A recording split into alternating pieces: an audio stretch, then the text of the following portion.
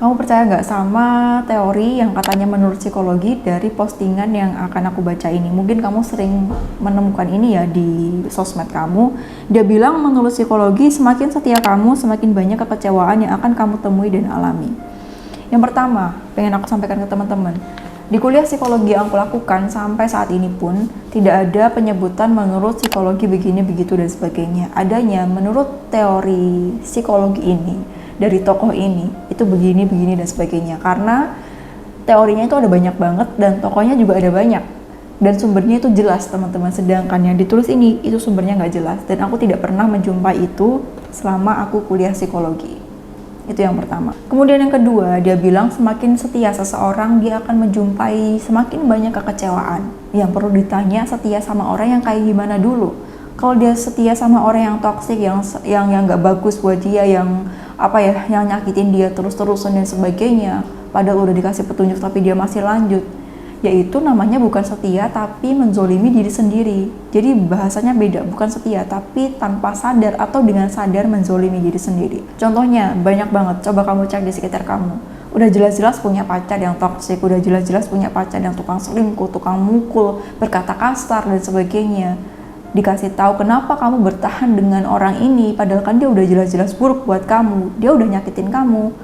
Aku setia sama dia, aku bersabar sama dia. Itu namanya bukan setia, tapi menzolimi diri sendiri. Setia hanya cocok digunakan untuk orang yang tepat, untuk orang yang baik. Dan kenapa aku bahas ini? Aku khawatir jika ada orang yang membaca postingan ini, kemudian percaya, menjadikan itu sebuah keyakinan. Setia nanti malah semakin menambah kecewa. Ya udah deh, ngapain setia sama pasangan aku? Nanti aku kecewa gimana? Hingga akhirnya dengan alasan itu tadi, dia tidak bisa menjaga komitmen dengan pasangannya, akhirnya hubungan gagal berkali-kali tapi tidak mau introspeksi diri dan seterusnya. Atau kemungkinan lain ketika dia percaya semakin setia, semakin kecewa, dia melihat kesetiaan malah bukan hal yang normal. Yang terjadi apa efeknya? Dia pindah lain hati sana sini sesuka hatinya, selingkuh sana sini sesuka hatinya, karena mikirnya semakin setia juga semakin kecewa. Ngapain? Kamu yang pernah punya pengalaman dikecewakan ketika kamu berusaha untuk setia sama seseorang, sehingga yang terjadi kamu merasa semakin setia semakin kecewa. Ini saatnya kamu menyembuhkan luka itu. Ini saatnya kamu berhenti untuk menzolimi diri kamu sendiri, berhenti menzolimi diri kamu sendiri. Yang pertama, kamu harus belajar tegas buat diri kamu sendiri. Ketika kamu sudah berusaha semaksimal mungkin untuk berjuang terhadap orang yang kamu perjuangkan dan ternyata dia orang yang salah, mengecewakan kamu, nyakitin kamu, ya udah berhenti aja. Kamu berhak untuk mendapatkan yang lebih baik. Jangan biarkan diri kamu disakiti terus-terusan. Saatnya sekarang kamu fokus ke diri kamu, memperbaiki kualitas diri, mencintai diri kamu, merawat diri kamu yang selama ini mungkin kamu abaikan akibat kamu terlalu fokus sama dia. Itu yang harus kamu lakukan, fokus ke diri kamu. Karena kalau kamu gak tegas sama diri kamu sendiri, itu sama dengan kamu sedang zolim terhadap diri kamu, dan itu gak bagus. Sekarang coba tanya ke diri kamu, are you okay dengan kondisi seperti itu? Kamu yang berjuang sendirian, are you okay with that?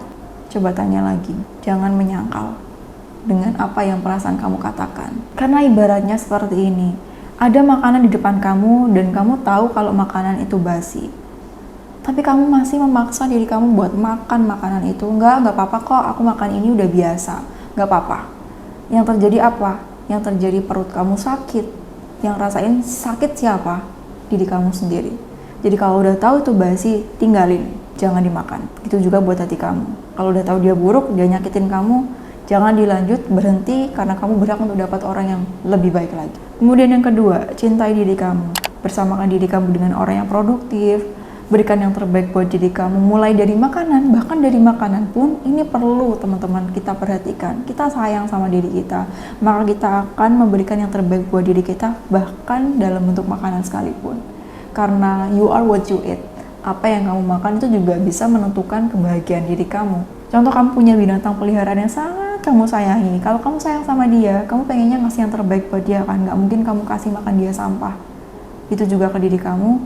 Jadi kamu perlu melakukan ini. Gak apa-apa, ini adalah proses dan perjalanan ya teman-teman, sehingga yang paling penting adalah kamu mau memulainya. Nanti akan ikut jalan, what's next yang akan kamu lakukan, seperti itu. Kemudian yang ketiga, maafkan diri kamu. Beberapa orang terjebak dengan luka masa lalunya karena dia merasa bersalah terhadap dirinya sendiri, dia menyalahkan dirinya sendiri. Aduh, seharusnya aku dulu begini, aku seharusnya dulu begitu, dan sebagainya. Siapa sih yang pengen dapat pasangan yang buruk? Siapa sih yang pengen disakiti? Nggak ada yang seperti itu. Itu bukan hal penting lagi. Yang paling penting adalah kita ambil pelajarannya. Oke, aku sadar aku sempat salah di masa lalu, aku sempat membuang-buang waktuku untuk orang yang ternyata tidak layak untuk diperjuangkan.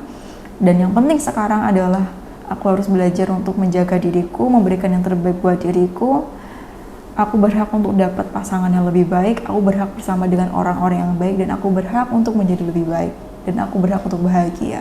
Lihat diri kamu sebagai manusia yang pernah melakukan kesalahan. Yang penting kita bertobat untuk tidak mengulangi kesalahan yang sama dan memperbaiki diri untuk selanjutnya. Seperti itu. Dan yang keempat, berdoa sama Allah, teman-teman. Kita minta pasangan yang baik, kita minta orang-orang yang baik, kita minta disembuhkan luka kita minta dibersamakan dengan lingkungan yang positif dan keselamatan, seperti itu. Karena Allah yang menjaga kita, Allah yang bersama kita dalam kondisi apapun itu. Bisa jadi karena kita bisa mengambil pelajaran seperti ini, Allah pengen ngajarin kamu kalau kamu perlu hati-hati dalam memilih pasangan, karena Allah pengen kamu jadi lebih baik lagi dan bersama dengan orang yang lebih baik dan mau saling membahagiakan. Jadi seperti itu ya teman-teman, jangan mudah percaya dengan quotes yang lewat di beranda kamu. Dia tulis ada menurut psikologi begini begitu dan sebagainya, tapi kamu perlu cek juga apakah benar ada yang bilang kayak gini. Kita mau makan aja kita pilih-pilih mana yang sehat, mana yang bersih. Gitu juga dengan konten yang kamu lihat di beranda kamu atau sosmed yang kamu punya. Jika kamu lihat itu memberikan dampak yang buruk buat kamu, jangan dimakan. Seperti tadi, makanan udah basi, kalau dimakan apa yang terjadi? Kamu sakit perut. Makanan kotor, kamu paksa buat makan, kamu bisa sakit perut juga. Jadi seperti itu, sayangi diri kamu, cintai diri kamu, dan putuskan untuk mulai berproses mulai dari sekarang, karena kamu berharga dan kamu berhak untuk bahagia. Oke teman-teman, sampai jumpa di video selanjutnya bersama dengan aku Devi Puspita. Wassalamualaikum warahmatullahi wabarakatuh.